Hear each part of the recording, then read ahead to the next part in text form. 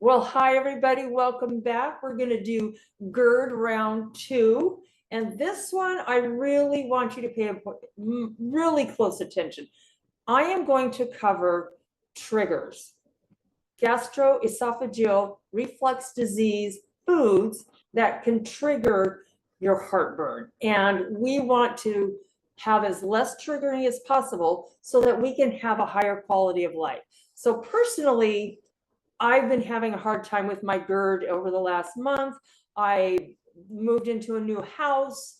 I have had other issues going on, take care of my mom. So stress right there is probably at its maximum. And it just seemed like no matter what I did, even with my own tricks, I just couldn't get it under control. But I have a little tip that I'm going to share with you at the end of this video that I just recently discovered that I think might be a key for all of us. And I will share that with you at the end. So let's talk about trigger number 1, alcohol. We're going to put it out there, folks. Stop drinking. No wine, no hard liquor, no White Claws, no nothing. Alcohol does a couple of things to our GERD, but it also affects the rest of our body. And I just want to let you know that the number one thing it does is it makes your lower esophageal sphincter, which is that valve at the bottom of your esophagus that keeps the acid from going back up the throat. Well, alcohol, like it does the rest of our body, relaxes it. And the first thing you're going to do is start to feel that burn as you're having your strawberry, key lime, margarita, extra salty on the rim. Absolutely delicious, the worst thing for you.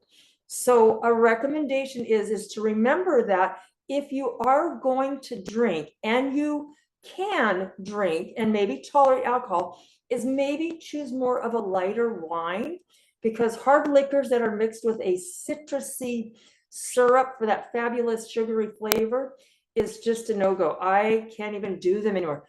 I even think about them and I get a little irpy already.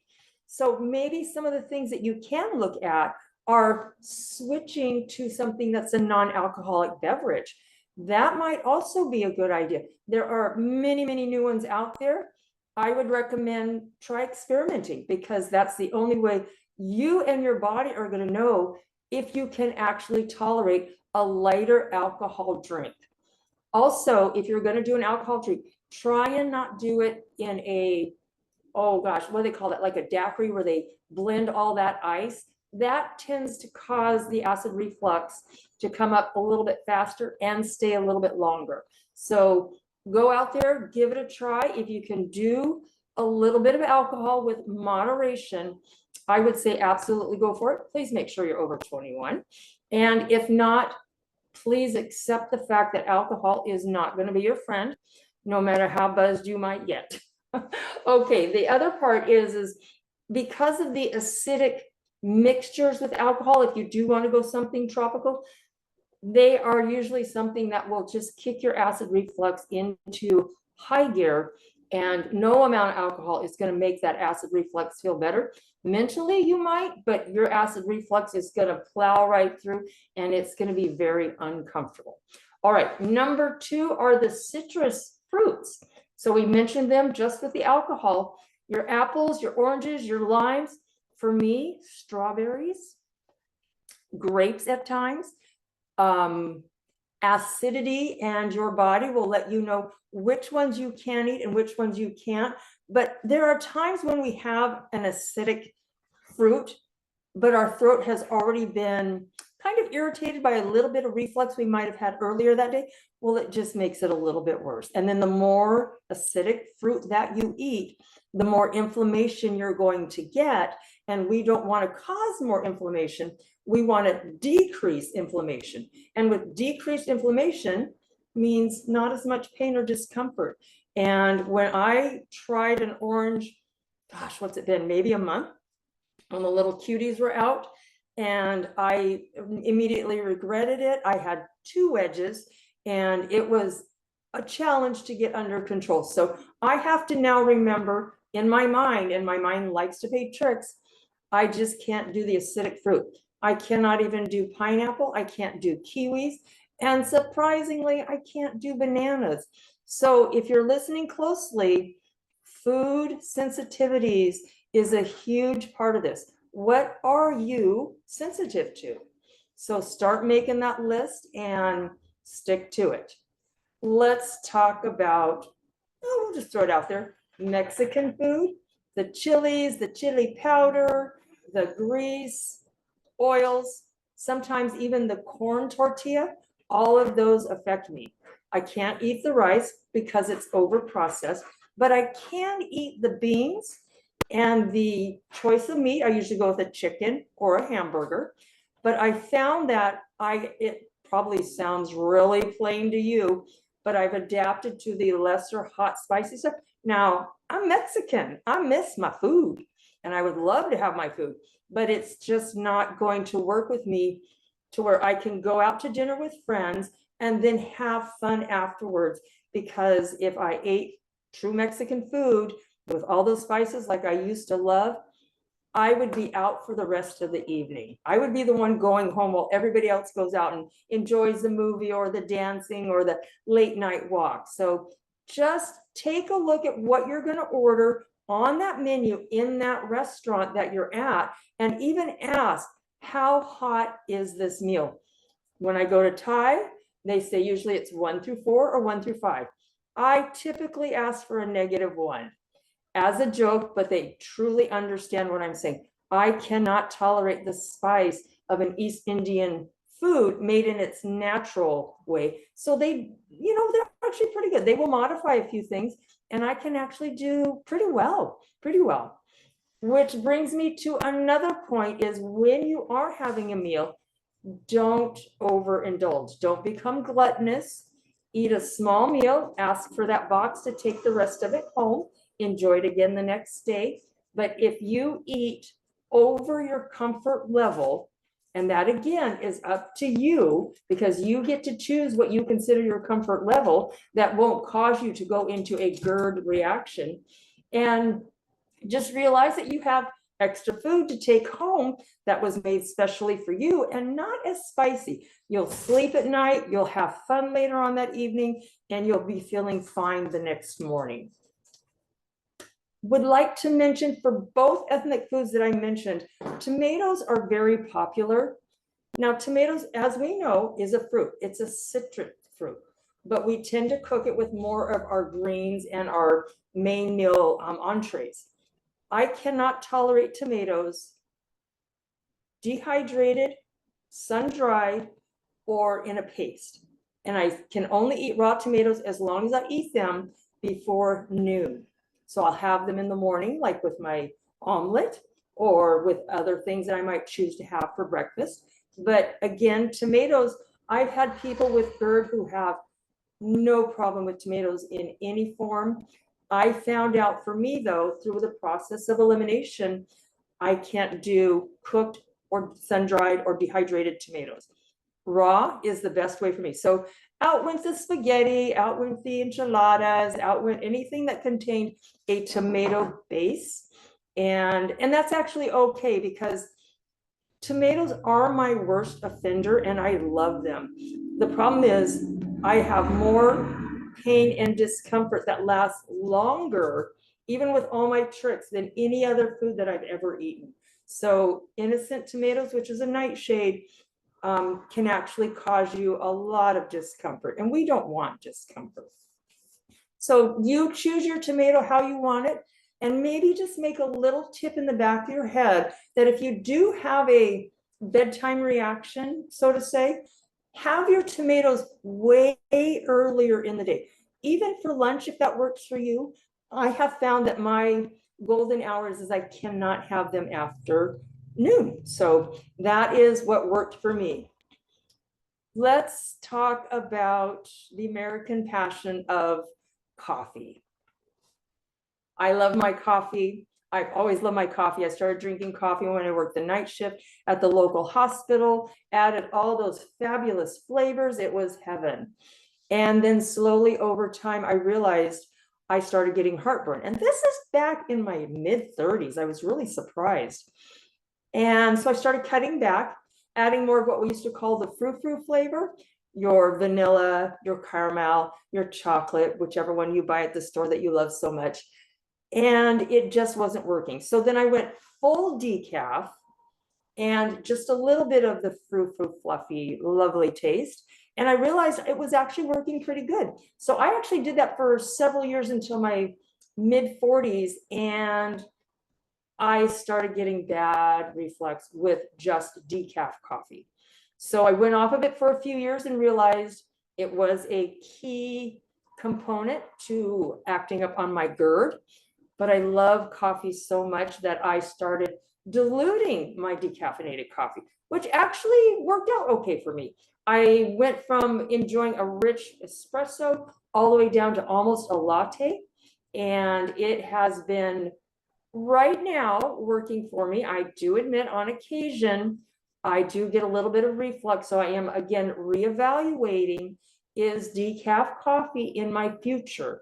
And I'm probably going to say it's not going to be in my future as I get older and my LES, lower esophageal sphincter, tends to be maybe a little bit more relaxed, because coffee will relax it. And so it's a double whammy for me. And so if I choose to have decaf, it's super early in the morning, 6 a.m. I have my 1 cup, enjoy it, and then I just move right over to a chamomile tea. And chamomile tea is very soothing. It works great right before bed if you're having, I would say, twinges of acid reflux, also known as GERD. So think about your coffee habit. Think about your coffee passion and find out somewhere in there where you still might be able to enjoy a coffee the way you like it, but with a little bit of different dilution. The other thing I want to recommend is chicory coffee, another excellent way to have the coffee flavor, but not the kickback of the GERD. And I'm just moving into that area. I've had my first cup, which was last week. You know, it went okay. I don't think I brewed it right, but I'm going to perfect that. And maybe that will be my coffee of the future. So I will get back to you on that if you're interested. Okay. Oh, this one. Chocolate. Oh gosh. I think I said tomatoes was my worst food. I'm going to have to take that back. Chocolate, real quality chocolate with a cacao of 70%, which is so good for you. But I can have one little square that I have to divide throughout the day, which now has become a unique pleasure because I can't even keep the chocolate in the house. I will plow right through it. Not plow right through, but you know what I'm saying. Those of us who are chocoholics. But if you're thinking about chocolate, consider that it has the natural oils, it has caffeine, it has other very appropriate chemicals in it that are great for the body, but it also relaxes the lower esophageal sphincter. And again, that gives more opportunity for that acid to go right back up your esophagus, irritating that lining, and then that just causes the pain and the discomfort. And for a lot of people, it causes coughing also and difficulty breathing. I've heard symptoms like asthma, and that's what I can get as a symptom to acid reflux. So if you're gonna, if you're gonna do chocolate, experiment with what percentage of cacao works for you. For me, the lower the cacao, i.e. a Reese's peanut butter cup, if it even has it in there, is better for me to handle and manage than a 70 to 80% cacao bar that is probably high in caffeine and other things. But you know what? You learn to work what works for you. And if you really still like a certain food or ingredient, experiment. You never know. You might just be able to find that sweet spot for you to where you can enjoy this ingredient or this food and still not have to suffer because you like it so much that the GERD is going to pretty much put you down for the rest of the evening. With chocolate also, you want to make sure that if you're going to have it in a dish like a dessert, make sure that you hopefully can find out what the percentage of cacao is in the, and caffeine is in the actual dessert. When it comes to desserts with chocolates, you're also looking at other things though. You're looking at sugar, you're looking at oils, you're looking at processed flours. You want to make sure that that combination works for you. And again, you'll find a couple of desserts, put them on your menu, you'll enjoy them, and you won't even miss the chocolate as much as I do. So I do. I have some very subtle, very lightweight kind of desserts. I tend to go more natural now. I have found a few fruits that work well with me, and they satisfy my sweet tooth. So find out what works for you. Carbonated beverages. Okay. I was a huge, probably because as a kid growing up in the 70s and 80s, I was a huge fan of Tab, Diet Coke, Diet Pepsi. Diet Dr. Pepper was my favorite. We drank it every day. My mom filled the refrigerator, and girls with our figures and always worried about being bikini ready, we drank it like water. Well, as a younger person, that did fine, but I continued to drink it even through my career. And I would actually come to work with a liter bottle of Diet Pepsi and drink that over my 12-hour shift. As I got older, before I was officially diagnosed with scleroderma, I was having such bad acid kickback that I started cutting back on the soda, and I started noticing less and less acid reflux. But I didn't give it up. I was horrible. I went from a liter down to, what is that, the 20 ounce, justified every time I got a little bit of acid reflux. And then as I got older, not increasing the amount of Diet Coke or Pepsi that I had, I kept getting worse. So it took about 2 years to wean off of it. Yeah, 2 years. I had drank it for almost 25 years every day. Oh boy, that was probably not good. And I am now off of Diet Pop, have been for 15 years. So that's been a great, that actually was a great goal for me. And I know that I can occasionally have a little bit of soda with ice so that the ice melts, it dilutes it down. If you let it sit out, the carbonation gets reduced. But do know that whatever works for you, find again that sweet spot so you can enjoy the food that you like, but you're not going to throw yourself into an acid reflux or GERD episode, which can go on for days, by the way. Plus, too, with carbonated beverages, you are actually bloating out your stomach, what pushes up on that lower esophageal sphincter. And again, the acid is going to come up your throat. Plus, carbonation on the throat, when it's already slightly irritated, only makes it worse. So you're pouring down an irritant, you're causing an irritant, and the lining of that esophagus is finally going to go, stop, I can't do this. And that's when your pain is really going to get very uncomfortable. So going back to carbonated beverages, again, there's a whole new market out there. I've heard about the White Claws. I've heard about carbonated alcohol drinks. And I think actually White Claw is an alcohol drink. So look at the double whammy that you're causing yourself by wanting to enjoy a beverage. And I totally get it. I literally stopped drinking alcohol 10, 15 years ago. But then the carbonated beverages, it wasn't a good substitution. But think about when you're buying one product, how many GERD offenders are just in that product? Because if it's just one, might be worth a try. If it's two or more, seriously think about what you're putting into your body and how you're going to react later that night or even day. You know the setup, you know what causes it, you know how you react to it, you know the pain it's going to cause you, and you know you're going to be miserable. Okay, I just gave you 4 reasons not to eat certain foods. And this is all about quality of life.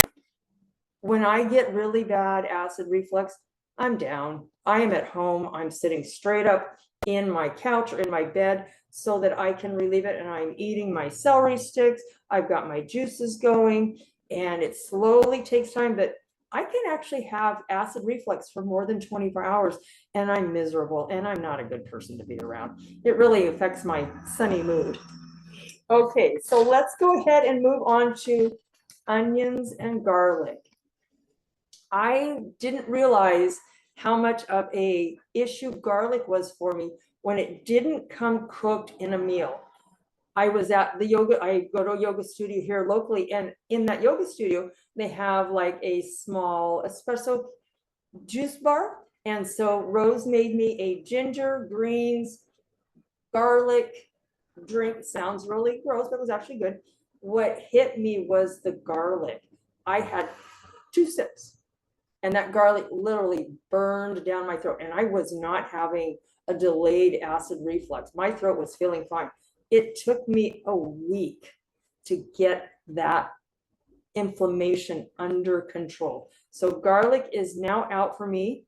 It was raw when she put it into the drink and she blended it. So I do have to keep that in mind, but I've even pulled way back from eating recipes where the garlic is cooked into it because I'm going to slowly reintroduce it and I'm going to find out where my sweet spot is because I do love garlic and I want to know if I can still eat it. If I cannot find my sweet spot, it is now off the list. Onions are the same way, and I love onions. I will eat them raw. I will eat them sauteed. I will eat them in a salad. But just recently, probably maybe the garlic and the onion are coming together to let me know. Onions make me bloated. I start burping. I am just uncomfortable. I can just feel my whole stomach is not feeling good. So I pulled again way back on the onions after my garlic experimentation, and I give myself a break. I'm going to go for the onions and I'm going to see where my sweet spot is. And in that sweet spot, how I can use that into recipes. I don't think I'm going to do very well. Onions are just really causing a lot of havoc lately. And so, again, I will let you know. I will be disappointed if I have to remove them from the list, but at the same time, comfort and quality of life over misery and sitting at home. You know what? I'm willing to give up the onions. All right, mint. Mint is a fabulous flavor. We put it in our drinks, it comes in our teas, we put it in our desserts. Unfortunately, mint can cause acid reflux. I have wild mint that grows in my yard. I love it. I would put it in my green smoothies years back. And then my smoothies, same recipe, started causing some acid reflux. So I went back in, did my deep dive, removed the mint from my smoothie, and I felt so much better. So that was a straightforward for me. I do love mint though. I love those Girl Scout cookies, you know, the thin mints. I might have one, but I don't buy the box. So you might have that immediate realization that a particular ingredient in whatever recipe you're doing might be the offender. Take it off the list, move it off to the side. Don't ever look at it again. Okay, here's my big thing. Processed foods. I tend to say if it comes in a man-made package, don't eat it, with a few exceptions. You guys get it. But packaged foods come to where you cannot control your portions. So a bag of potato chips. If you go to a party, you're going to buy the big one. To me, a bag of potato chips is one serving because I love potato chips, but they do not like me. Potatoes and I don't agree. The oils that they fry them in do not agree. And then you have to look at the oils. Is it a Lestron? Is it a what is that? The hydrogenated oils? Are they adding extra salts? What else are they adding to your potato chips that causes you to go into acid reflux? And to me, it's one of those products that has 3, 4, maybe even 5 offenders, and it just had to go. I cannot eat potato chips. I can nibble on one, but it's usually with a beverage so that I can coat my stomach. I enjoy the one, and then I have to say, Shelley, don't do it anymore because I'm going to get uncomfortable. I don't like being uncomfortable. There's too much in life to wrap my activity around the foods that will or will not affect how well my day goes. And so processed foods, learn to read your labels. As a matter of fact, I would love to do a podcast on label reading. Could do that very well for you. We could learn about what can or cannot cause acid reflux for you. We can decipher the ingredients to make sure that as it's broken down, you truly understand what the name of that ingredient is and what it is, because natural flavors are not natural flavors. There is a slew of natural flavors. Sugar itself has over, I think when I did a paper on it 10 years ago, had 64 different names. And sugar causes me acid reflux. And that is something that's only started in the last 5 years. And so I have cut way back on my sugar, which means I cut way back on my bread. I cut back on my starches. And that has been a huge eye opener for me, because we eat too much sugar anyways. And it has just made my body healthier. Sugar is a pro-inflammatory. So I don't want to eat something that's going to automatically start my body to go into a flare. And that is a possibility. I've had flares off of eating too much chocolate birthday cake. So don't tell anybody. And was it worth it? Yeah. But that was last year's birthday. One-time deal. Had it, loved it, enjoyed it. But I won't ever do that again. It's just so clear.